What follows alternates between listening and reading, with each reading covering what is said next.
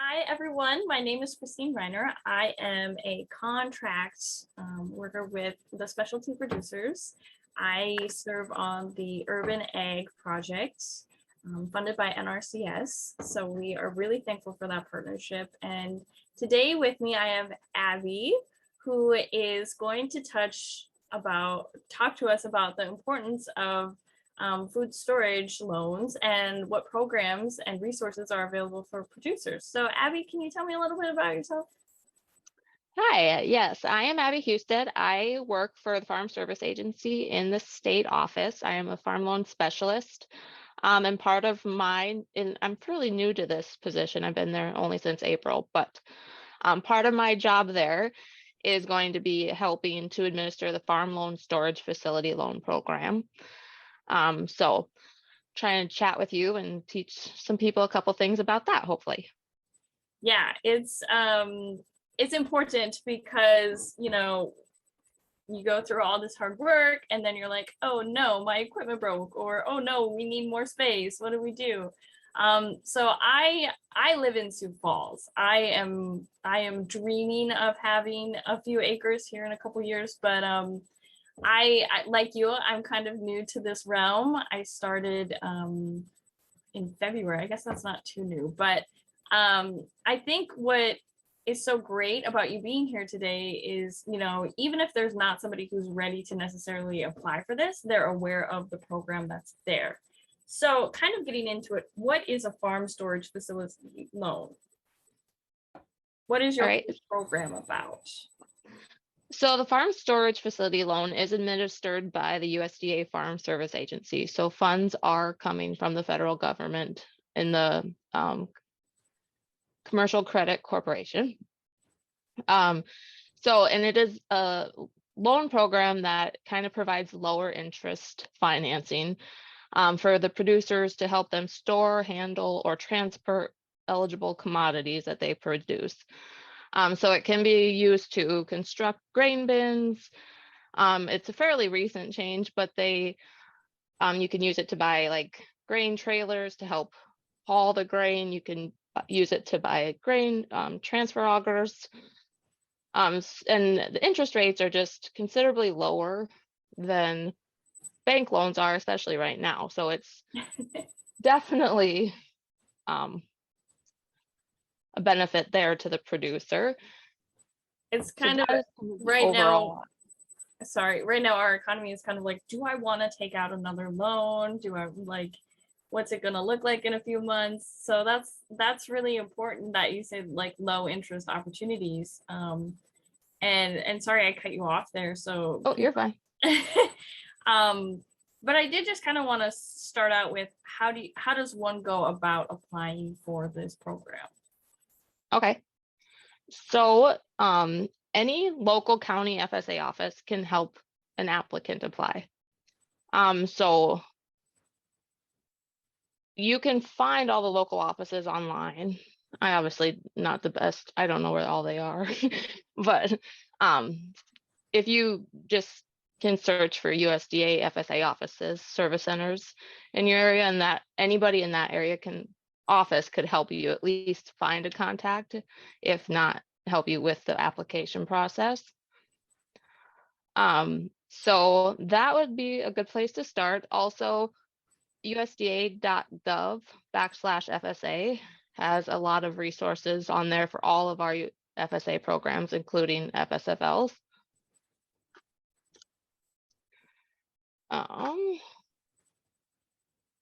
And what we'll do is we'll add links and contact information in the comments. So if anybody's listening and they're like, oh no, I only have 10 minutes, I don't want to miss this, don't worry.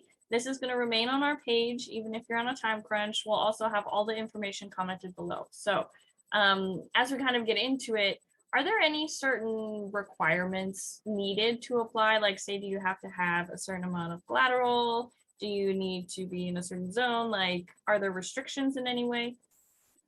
There are restrictions to an extent. A lot of them come down to following just the general FSA operating guidelines as far as not contributing to the highly erodible lands, not doing anything to wetlands. Those are just general provisions to participate in our programs anyway. So they're pretty standard. Otherwise, you don't necessarily have to be a producer of any sort with history. So that is, if you're new, you can still qualify. They'll just look at like extension service history, or county committees can set guidelines as far as yields and stuff to determine your storage needs. Wow, So that is a plus. that's really helpful. And then as far as collateral, if the loan amount is 100,000 or less, we just take a security in the structure or the product that we're funding. If it is over 100,000, so $100,000.01, we would require additional security, which a lot of times we see we'll take a mortgage on real estate for that additional security. Otherwise, we like to utilize an irrevocable letter of credit, which is just a letter from your financial bank institute saying that they are vouching for the credit, essentially. Very cool. So is there a cap? It's basically kind of what your asset is and where you're at financially that kind of determines that. For the collateral amount or the loan amount? No, sorry, the loan amount. Okay. Yep. So our regular FSFL program the max for one loan is 500,000. But you can have more than one loan. So if you have a really big project, you can go over 500. You just have to somehow be able to split out into 2 different loans. And then on that, we only loan for 85% of the net cost. So we would require that 15% down. So, sometimes that affects the loan amount too, as if they have enough to do the down payment. And then we also offer a microloan program with the max amount of that being 50,000. And a benefit to that is that it's only a 5% down payment. So we save a little cash if we go that way. Just the different resources have to be helpful for people who are like, this is my dream, this is my idea, but wait, I'm not ready for this. Oh, okay, now we have this micro grant or micro loan that we can apply for, and might actually start the process. Right. So that's amazing. Do businesses have to have a certain length of time to get this application in? Is there a deadline? What does that look like? No, there's really not a deadline per se on completing your application or filing. FSFLs are open year round. There's not like an application period, like CRP or something like that. You can only apply during this time frame. But for this program is open year round. So whenever someone is ready to do it or just looking to get into it, they can always ask their local office. That's the procrastinator in me. It's like, woo, that's amazing. That's awesome. Right. That's great. So say I'm new and I want to apply for a loan. And so I get my application done. I submit it. What can I kind of expect now in the process? Does it take a while to hear back? If there's any issues with my loan, do I get help correcting that? Okay. So the general application form is really pretty simple as far as what you have to do to start the process, I guess. If I can find it quick, I have just a little list of what would be needed to get started. If I can find that quick.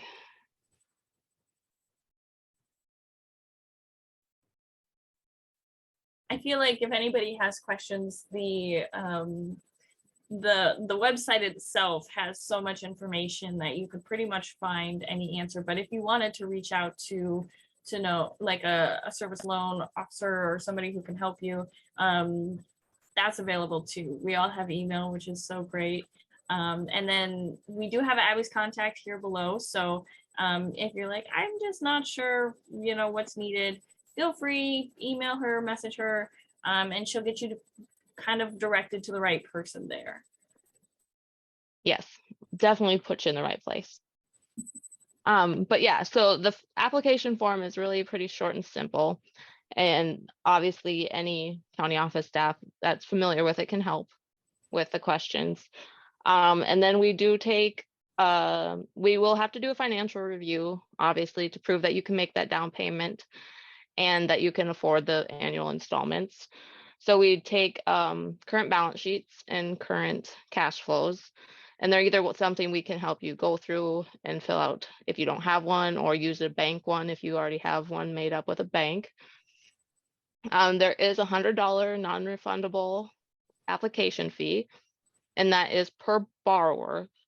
So if you want to apply for an FSFL with your brother, you each have to pay $100, but it would just be one loan.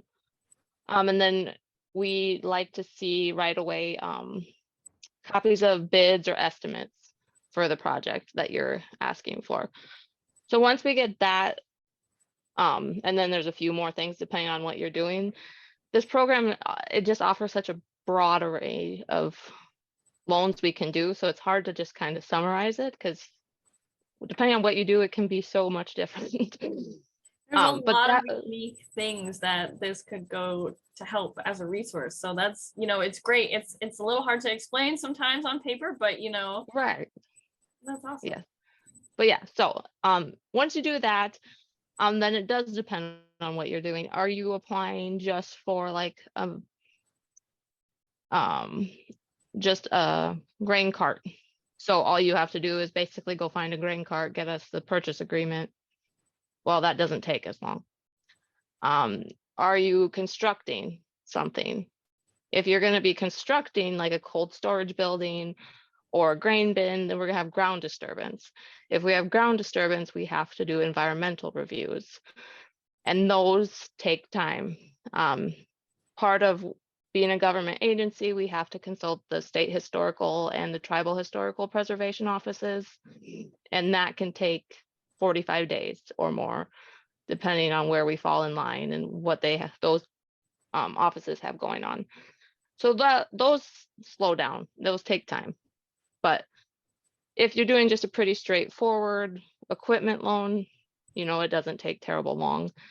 And then the county office staff, they will be your main contact, but the approval actually usually goes down to their county committees. Those are the people who are going to be making the approval or denial decisions on those loans.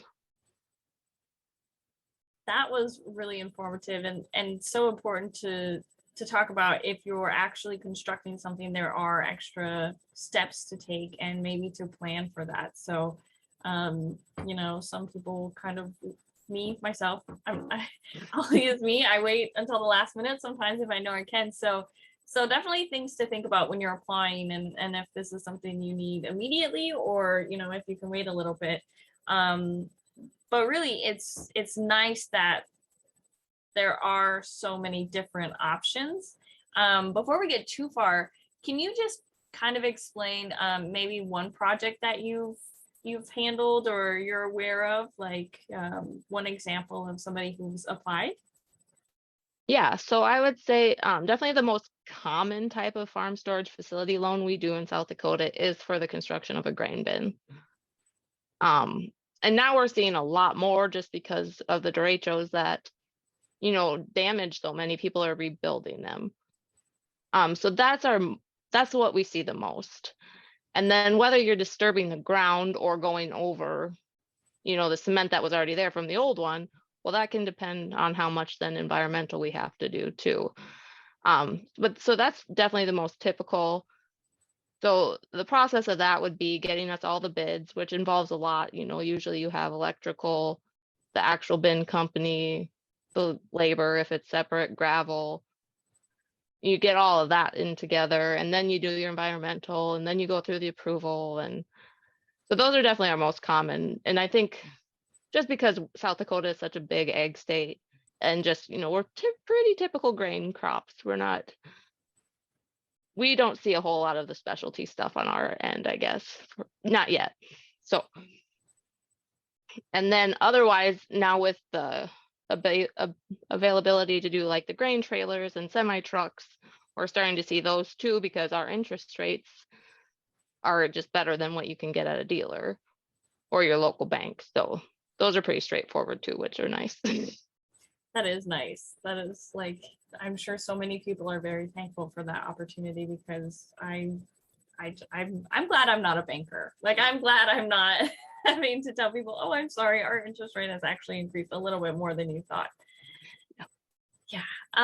Well, that's great. So a lot of, say somebody is needing to, you know, reconstruct something that was like already existing, there would still need to be that land survey done.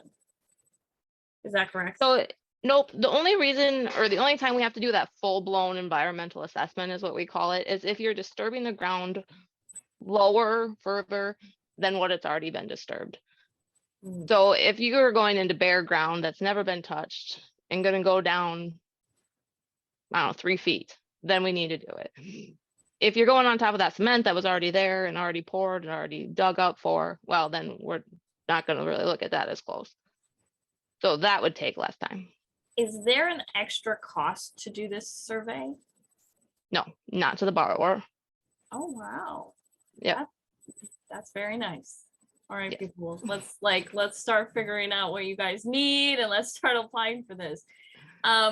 So what happens, you know, if you are accepted, how long would it take you to receive your loan? So the process we go through here is essentially you're cash flowing the project and through completion. And most times we can do a partial disbursement where we disperse halfway through the process if you need the cash flow. But a lot of times we just do what we call a final payment, where you're only getting that disbursement once at the end. So most of the time you're cash flowing your whole project. And this is kind of more so in the example of building a new grain bin, because it takes time.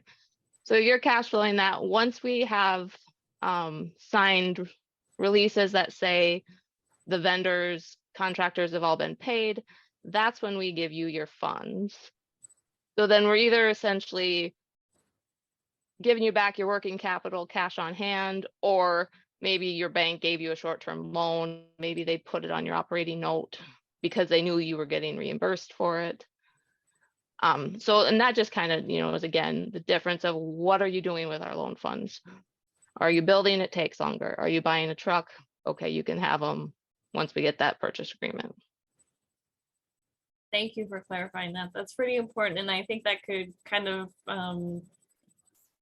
maybe steer people in different directions of what they want to do, knowing that they have to do the cash flow and then they get the large lump sum at the end. Yeah. And so I can see why having the bids and all your documentation, everything important, kind of ready to go once you're going to apply for this, to, you know, not have any delays in your process, because who wants that? Right.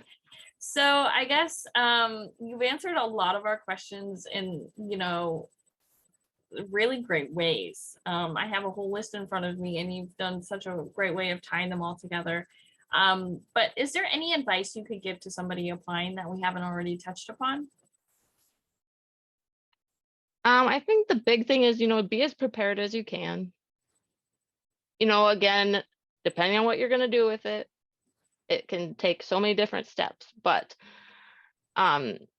if you are going to do a construction loan, you know, make sure you have all your bids. Get a building permit. That is something you do need. You are allowed to build on someone else's land. So make sure that you get an agreement with that landowner, and they'll need to sign a severance agreement and give us access, you know, to that property through the life of the loan. And then if you don't typically do financial statement cash flow, you know, work on that beforehand if you have the skills. If not, get as much ready as you can and then bring it to the office. You know, it just, what is the popular saying? Lack of preparation is not a cause for an emergency. Like be as prepared as you can. Bring us as much, know what you want to do. Don't just Yeah. come in and be like, well, I think this and I want it maybe, and we'll What help can you you know do if for it's me? eligible. Right. So that does kind of touch on an important note. So they've applied, they've gotten approved. What if they get sick during the process? Does that really only affect their cash flow? Like say they have to delay building on something. How would that affect your end of things?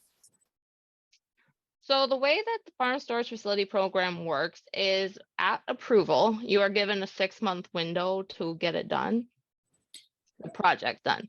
So, but there are certain, and we're seeing a lot of these now because contractors are just so busy, but if you aren't going to get it done in that 6 months, you can request an extension in writing, and you just have to be able to prove that it was due to circumstances of, that were not within your control.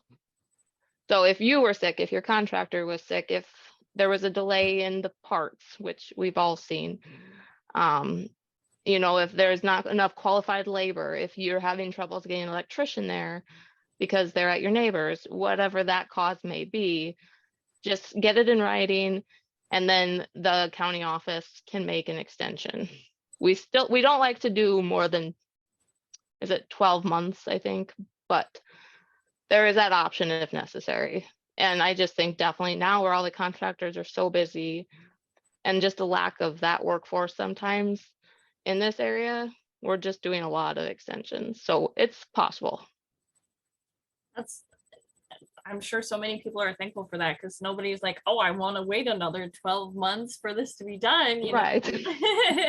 But you have to do what you have to do, and with reconstructions of things, and then on top of that, people want new things. There are only so many people to do the work, Yeah.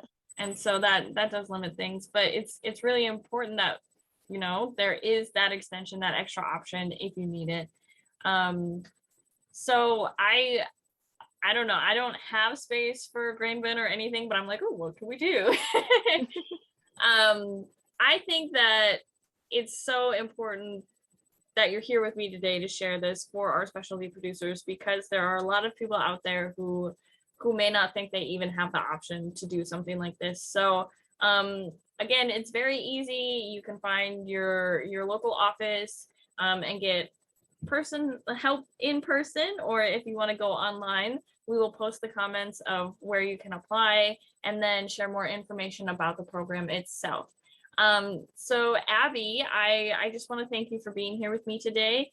And usually I like push the deadline, but there's no deadline. So that's the great thing about this program. Is at any time, any idea, just make sure to have all of your documentation, your bids, everything kind of to the T before you apply. One question I did have is, do people have to have a SAM.gov account to apply for this program? No, nope. It's open to anybody. What is, let me see how it reads. It's like you have to, I should have like highlighted these slides better so I knew where to go.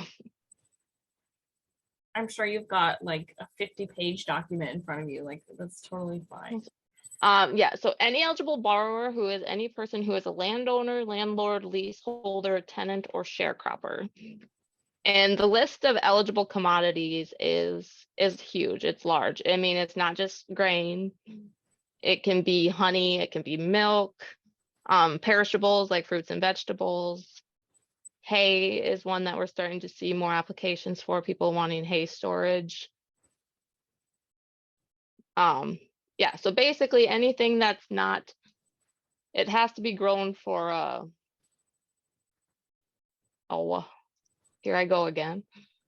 Starting like I think I know it. And I'm fairly new to this. Sorry about that.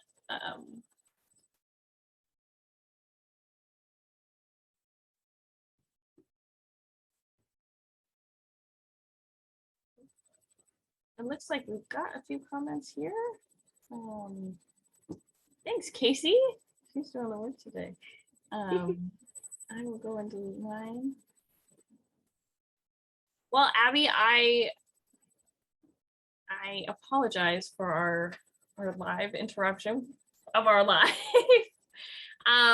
But I think that you've done such a great job in just sharing as much information as possible. I mean, my brain's kind of blown. I usually, when I think loan, I think, oh gosh, there's going to be a lot of red tape. I'm going to have to, do this and that. And it seems like this is fairly easy, and it's very open. And even if you have some questions or are a little confused, you can get the help you need. So if anybody has comments or questions, we welcome them and we will answer them even after this video ends. Abby's contact information is down there.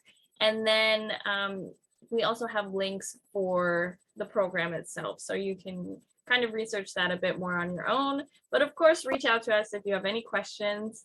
I want to thank you again for being here, Abby, and helping us kind of decipher loan programs and all there is about food storage.